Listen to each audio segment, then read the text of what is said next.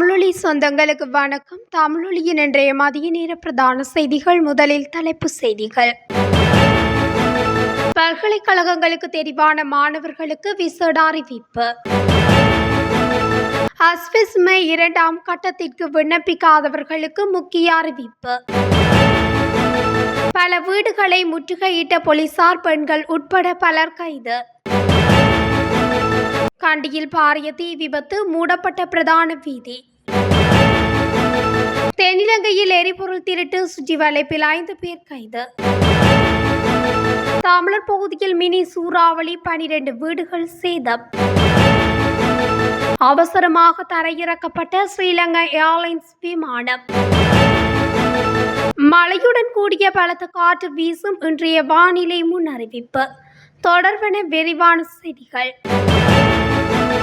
2023ஆம் ஆண்டு காப்போது உயர்தரத்தில் சித்தியடைந்த மாணவர்களை 2023 அல்லது 2024 கல்வியாண்டுக்கான தேசிய பல்கலைக்கழகங்களுக்கு அனுமதிப்பதற்கான விண்ணப்பங்களை பல்கலைக்கழக மானியங்கள் ஆணைக்குழு கோரியுள்ளது. இதன்படி கடந்த வருட உயர்தர பெறுபவர்களின்படி பல்கலைக்கழக அனுமதிக்கு நிகழ்நிலை மூலம் விண்ணப்பிப்பதற்கான கடைசி திகதி இன்றுடன் முடிவடையவுள்ளது.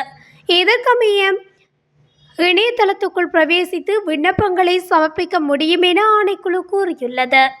எனவே இதுவரை விண்ணப்பிக்காத மாணவர்கள் பல்கலைக்கழக ஆணையத்தின் அதிகாரப்பூர்வ இணையதளத்திற்கு சென்று விண்ணப்பங்களை சமர்ப்பிக்குமாறு பல்கலைக்கழக மானியங்கள் ஆணைக்குழு நினைவூட்டியுள்ளது.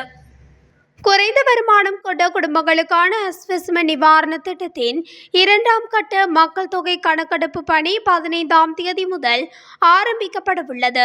எனவே 2ஆம் கட்ட விண்ணப்பங்களை பூர்த்தி செய்யாதவர்கள் அடுத்த வாரத்துக்குள் விண்ணப்பிக்குமாறு அறிவுறுத்தப்பட்டுள்ளது. அதன்படி அஸ்விஸ்ம திட்டத்தின் 2ஆம் கட்டத்துக்காக 4,75,000 விண்ணப்பங்கள் கிடைத்துள்ளதாக தெரிவிக்கப்படுகிறது. பொலனறுவை கபரணை பிரதேசத்தில் ஆயுர்வேத மசாஜ் நிலையங்கள் என்ற போர்வையில் தகாத தொழிலில் நடவடிக்கையில் ஈடுபட்ட விடுதிகள் முற்றுகையிடப்பட்டன. இதன்போது 4 முகாமையாளர்கள் மற்றும் சேவை வழங்கிய 11 பெண்களும் கைது செய்யப்பட்டதாக புலனறுவை பிரிவு குற்றப்புலனாய்வு பிரிவினர் தெரிவித்தனர். கிகுரகொட நீதிமன்றிலிருந்து பெறப்பட்ட உத்தரவுக்கு அமைய இந்த முற்றுகை முன்னெடுக்கப்பட்டது.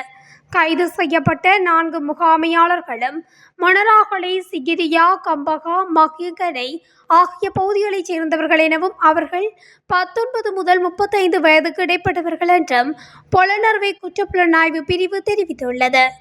திப்லாகல, தலுகானை, கபரணை, கலனி, மொனராகலை, பூனானி, அனுராதபுரம் மற்றும் வெள்ளவாய பிரதேசங்களைச் சேர்ந்த 19, 27, 33, 47, 33, 48 வயதுடைய பெண்கள் தகாத செயற்பாட்டில் ஈடுபட்டதாக போலீசார் தெரிவித்தனர்.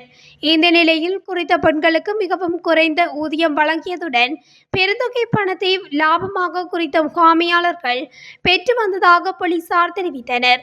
போலீசாரின் முற்றுகைக்குள்ளான 4 நிலையங்களும் அந்த பகுதிகளில் நீண்ட காலமாக செயற்பட்டு வந்தமை தெரிய வந்துள்ளது.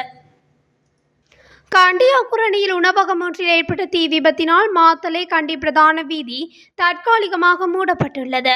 தற்போது அப்பகுதியில் 4 கட்டிடங்களுக்கு தீ பரவியுள்ளதாக போலீசார் தெரிவித்துள்ளனர்.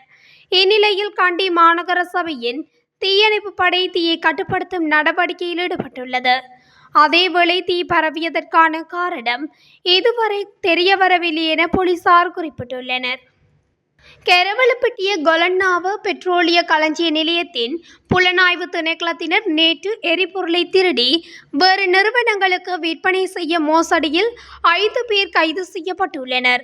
இந்த சுற்றி வளைப்பின் போது அனல் மின் நிலையத்தில் இருந்து மின் உற்பத்திக்காக எடுக்கப்பட்ட எரிபொருளை திருடி வேறு நிறுவனங்களுக்கு விற்பனை செய்யும் மோசடி கும்பலை சுற்றி வளைத்து திருடப்பட்ட 33,000 லிட்டர் எரிபொருள் எண்ணெயுடன் பவுசர் வாகனம் மற்றும் 5 பேர் கைது செய்யப்பட்டுள்ளனர். இலங்கையில் நிர்மாணிக்கப்பட்ட 2வது பெரிய அனல் மின் நிலையமான கெரவலப்பட்டிய யுகதனவி மின் உற்பத்தி நிலையம் 300 மெகாவாட் கொள்ளளவை தேசிய கட்டத்திற்கு அனுப்புகிறது. வத்தலை போப்பிட்டிய பிரதேசத்தில் இந்த அனல் மின் நிலையத்தில் மின் உற்பத்திக்கு பயன்படுத்தப்படும் எரிபொருளை திருடும் மோசடி கும்பல் தொடர்பில் தகவல் வெளியாகியுள்ளது. இதன்படி ஜுகடநவி மின் உற்பத்தி நிலையத்திற்கு கொண்டு செல்லப்படும் எரிபொருள் எண்ணெய் வத்தலை போப்பிட்டியவில் உள்ள போவர் கார் ஜார்டில் இருந்து திருடப்பட்டு வேறு நிறுவனங்களுக்கு விற்பனை செய்யப்படுவதாக தெரிய வந்துள்ளது. கிடைத்த தகவலுக்கு அமைய கொலன்னாவ களஞ்சிய நிலையத்தின் புலனாய்வு பிரிவின் அதிகாரிகள் குழு ஒன்று நேற்று பிற்பகல் குறித்த இடத்தை சுற்றி வளைத்துள்ளது. மட்டக்களப்பு வாகரை பிரதேச செயலாளர் பிரிவில் உள்ள கிரிமிச்சி பிரதேசத்தில் மழையுடனான மினி சூறாவளி காற்றினால் பல மரங்கள் முறிந்து வீழ்ந்ததுடன் 12 வீடுகள் சேதமடைந்துள்ளன. இந்த சம்பவம் நேற்று மாலை இடம்பெற்றுள்ளதாக வாகரை பிரதேச செயலாளர் அருணன் தெரிவித்துள்ளார்.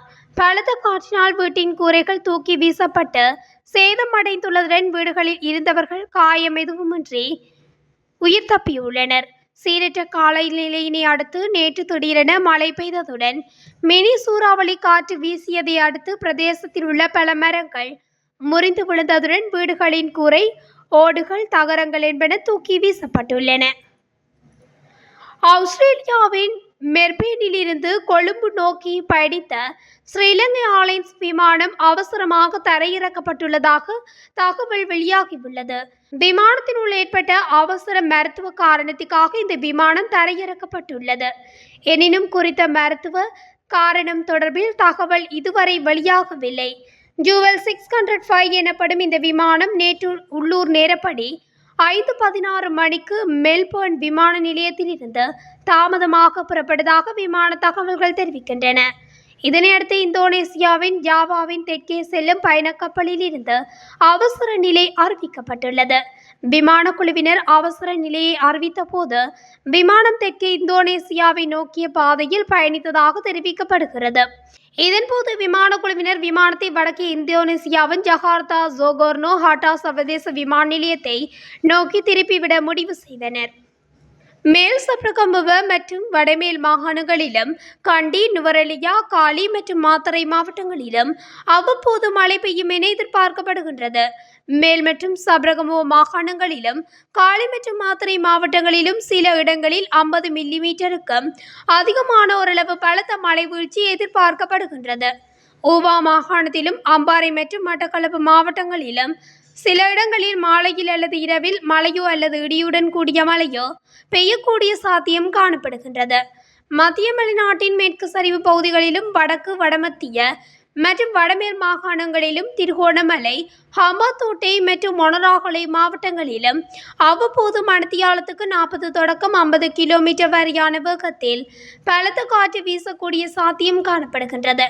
இடியுடன் கூடிய மழை பெய்யும் வேளைகளில் அப்பிரதேசங்களில் தற்காலிகமாக பலத்த காற்றும் வீசக்கூடும்.